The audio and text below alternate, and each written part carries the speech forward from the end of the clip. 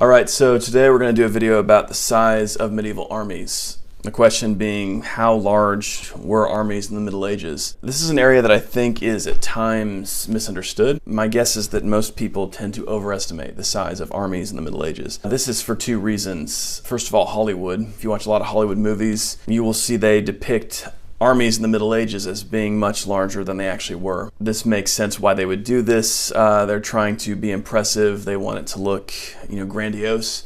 So they think, okay, well, it needs to just look absolutely massive. One example of this, the film Kingdom of Heaven, where King Baldwin is holding court and he receives a message and he announces, he says, Saladin has crossed the Jordan with 200,000 men. 200,000 is an absurd number for a medieval army. There simply were not armies of that size. Another reason I think people could get confused about this is just because of the era we ourselves live in. In our present world, it's possible to, put enormous armies in the field. World wars, by definition, involve just much larger armies than anything you would have seen in the medieval era. If we want to talk a little bit about why armies were smaller in the medieval world, the thing that we can look at, first of all, is provisioning. In the pre-industrial world, you really had to provision an army through the local economy. Like, as it moved through an area, that town, that region had to provision the army. You could carry some supplies with you, but you did have to buy food as you went from a local area.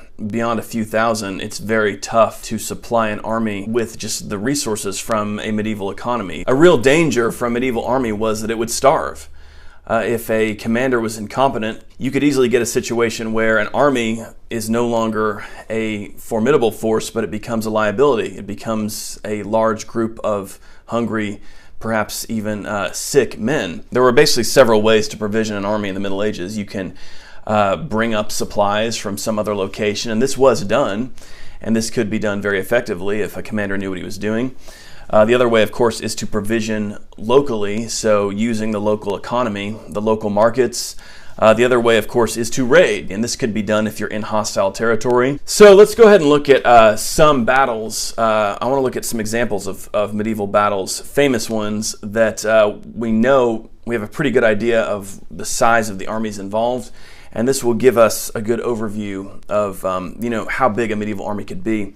So first of all, I want to look at the Battle of Sagrajas. This is one of my favorite battles. This is from the Reconquista in Spain. This took place in 1086. This was between the Kingdom of Castile against a coalition of the Almoravids from North Africa with some of the Muslim Taifa kingdoms in southern Spain. The Christian side was led by King Alfonso VI, and he had an army totaling 2,500 men, a force that represented about half of what he was able to put together from his kingdom. So this is from Bernard Riley's book, The Contest of Christian and Muslim Spain. He points this out. 750 of that was heavy cavalry, 750 of that was light cavalry, and about 1,000 of that was infantry. Meanwhile, on the Muslim side, you have an army of about 7,500. So 7,500. We don't know exactly how that broke down, but the strongest elements of that army were the North African Berber element, the actual Almoravid element. This battle was a victory for the Muslims. When we look at these medieval battles between Christian and Muslim forces, like in the Crusades and the Reconquista, we are almost always looking at Muslim armies that considerably outnumber the Christian armies. Not always the case, but mostly the case. If we look at each case-by-case basis, it usually is pretty easy to tell why. If we look at Sagrajas, for example, Castile, the Kingdom of Land Castile, had fairly small cities. It did not have the population that the Muslim South had. The Muslim South had all of the very large cities in Spain at this time, Cordoba, Sevilla, and these were cities that contributed to the force that the Almoravids led onto the field at Sagrajas. So it's very easy to see why the Almoravids so dramatically outnumbered the Christians at the Battle of Sagrajas. On top of that, just the fact that the Berbers had resources available to them that were so considerable in their North African territories. The next battle we're going to look at is the Battle of Montgisard in 1177. This is from the Crusades in the Holy Land. This was a battle between King Baldwin IV the Leper and the Kingdom of Jerusalem against the Ayyubids, led by Saladin. Saladin, of course, was at the head of the Ayyubid Empire, which stretched across Syria and Egypt. One thing the movie Kingdom of Heaven gets right is the fact that at this time, Saladin possessed far greater resources than the Christians did in the Kingdom of Jerusalem. He was able to field what would have been at the time very large armies. At the Battle of Montgisard, he was able to field somewhere between 20,000 and 26,000 troops. He was basically engaged in a ravaging operation. Most of the kingdom's forces were in the north at the time. Saladin was ravaging the southern part of the kingdom. Baldwin IV had to hastily assemble an army. He was able to field a force that was somewhere between 4,000 and 7,000, so considerably smaller. 375 of those were knights. The problem for Saladin, though, during this battle was the fact that he was underestimating the Christians and he was allowing his forces to spread out to ravage territory. Baldwin IV, when he was able to effect a cavalry charge, which the Crusaders were famous for their cavalry charge, they were able to do some serious damage to Saladin's army. The real killer in this battle came as they chased down Saladin's fleeing troops. They were able to inflict massive casualties onto Saladin's army. So yeah, this was a dramatic victory for the Crusaders, very much against the odds. The next battle we're going to look at is the Battle of Hattin, one of the most famous battles from the Crusades, 1187. This is Saladin's great victory over the Crusader kingdom of Jerusalem. At this battle, the Crusaders fielded what was probably, up until that point, the largest army fielded by the kingdom of Jerusalem, between 15,000 and 20,000 men. 1,200 of those were mounted knights, 15,000 roughly infantry. Meanwhile, Saladin also had a very large army. His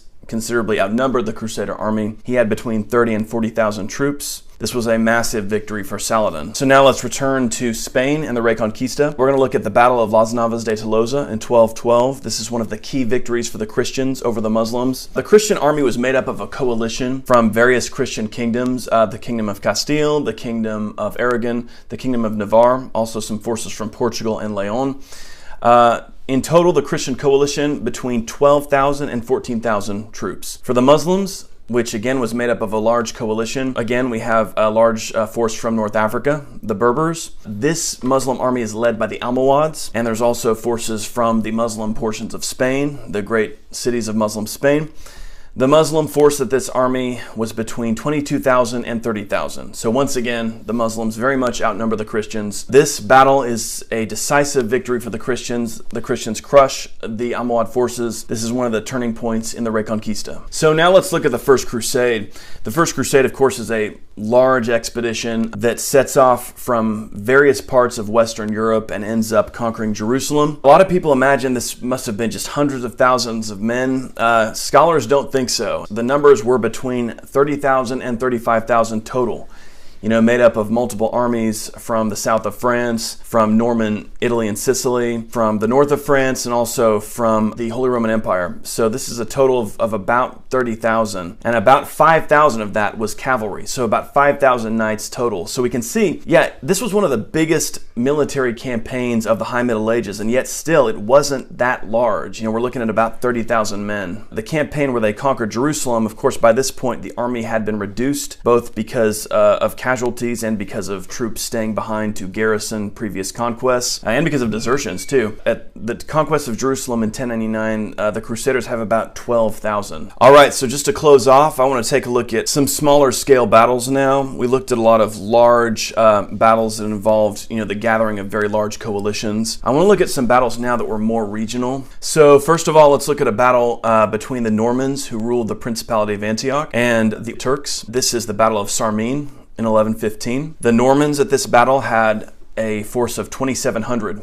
700 of that was cavalry. The Turks had a force of 8,000, and this was a victory for the Normans in this case. Next, we're going to look at the Battle of Inab in 1149. This was also a battle between the Principality of Antioch and this time the Zengids. At this battle, the Crusaders had 1,400 men total. The Zengids had 6,000. This was a decisive victory for the Zengids. And finally, let's look at the Battle of Ramla in 1101, one of the early Crusader battles. This is a battle between the Kingdom of Jerusalem under King Baldwin I and the Fatimids of Egypt. At this battle, the Crusaders had 1,160 troops. 260 of those were knights. And the Fatimids of Egypt had a force between 3,000 and 5,000. This was a decisive victory for the Crusaders. That's just looking at some more regional type battles there. Once again, even though these numbers are smaller, we can see that generally the Crusaders are outnumbered in comparison to the Muslim forces. So that's just a brief overview of in general, the size of a medieval army. I think the thing to take away from this is the fact that, you were limited very much by the limitations of the medieval economy. The idea of feeding some massive army of hundreds of thousands of men was just really impossible during this era. So for the most part, armies were small. Chroniclers tended to just use any sort of inflated number, sometimes biblical numbers. I remember there was one chronicler who would just use over and over again the term 70,000. No matter what, the army was 70,000, 70,000 men, 70,000 men. He just meant a lot. And this is what medieval historians will tell you. When you stumble upon a chronicle, in general, you're not going to be able to get accurate information from it about the size of the army. To do this, you have to look more at the resources available to that particular commander. So I hope you guys enjoyed the video. Just kind of an update on some changes and really some improvements to the channel. I've talked to you guys about the fact that I am partnering with Alexander Knight about doing some videos, and the idea here is that he's going to be doing animated maps, this kind of thing. We've been working on this together, and I'm very excited about it. I think you guys are going to really like it. I've seen some of his work, and it is really great. So yeah, we will be announcing that soon in terms of when the first video that we're working on together will come out. So I hope you guys will enjoy that, and I hope you guys enjoyed this video today. Any questions you might have, please let me know. Please like this video and share it if you can, and I will talk to you soon.